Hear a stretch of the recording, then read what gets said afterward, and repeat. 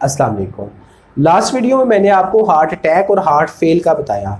अब आपको difference clear होना चाहिए ब्रेन स्ट्रोक और ब्रेन हैमरेज का।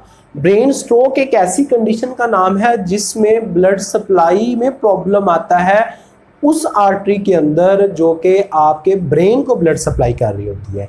ठीक है, तो अगर ब्रेन को मैसेज जो पहुंचना है वो सही पहुंच रहा है, लेकिन ब्रेन के सेल में जो है वो ब्लड सप्लाई नहीं हुआ तो उसको ऑक्सीजन नहीं मिलेगी, उसको न्यूट्रिएंट्स नहीं मिलेंगे, तो उसकी वजह से जो ब्रेन के सेल है उसकी डेथ शुरू हो जाएगी।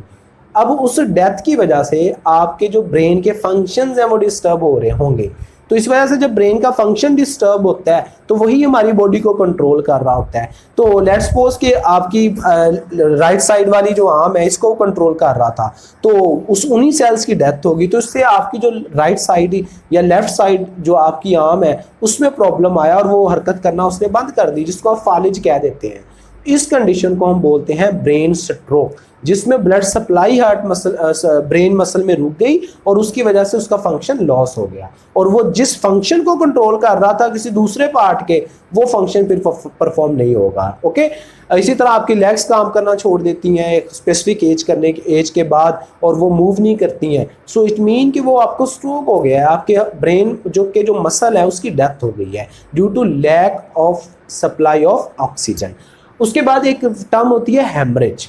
हैमरेज का जो प्रॉब्लम है ये आपके ब्लड प्रेशर के साथ है। जब आपका ब्लड प्रेशर तेज़ होता है और ब्लड प्रेशर की वजह से आप ज़्यादा टेंशन लेते हैं, टेंशन लेने की वजह से आपका ब्लड प्रेशर बढ़ता है। ब्लड प्रेशर बढ़ने की वजह से आपकी तमाम आर्टरीज पे ज़्यादा फोर्स के साथ ब्लड मूव कर रहा होता है, तेज़ी से मूव कर रहा होता है। सो अगर किसी वजह से आपकी ब्लड वेसल जो है वो डैमेज हो जाती है, ब्लड वेसल जो है वो रप्चर हो जाती है और ब्लड लीक हो जाता है, उसको हेमरेज कहते हैं। लेकिन ज़्यादातर जो अटैक है वो ब्रेन की जो है ब्लड वेसल को होता है, ब्रेन की आर्टरीज को होता है। तो अगर ब्रेन की आर्टरीज वो रप्चर होती हैं और कहते नहीं शरेयान फट गई है, शरेयानें फट गई हैं दिमाग की, उसको नाम देते होते हैं ब्रेन हेमरेज। और ब्रेन हेमरेज की वजह वो हाई ब्लड प्रेशर है, और जो ब्रेन स्ट्रोक है उसकी वजह जो है वो कोलेस्ट्रॉल की डिपोजिशन है या ब्लड क्लॉट होने की वजह से जो है वो आपको स्ट्रोक आ सकता है। So this is the two difference between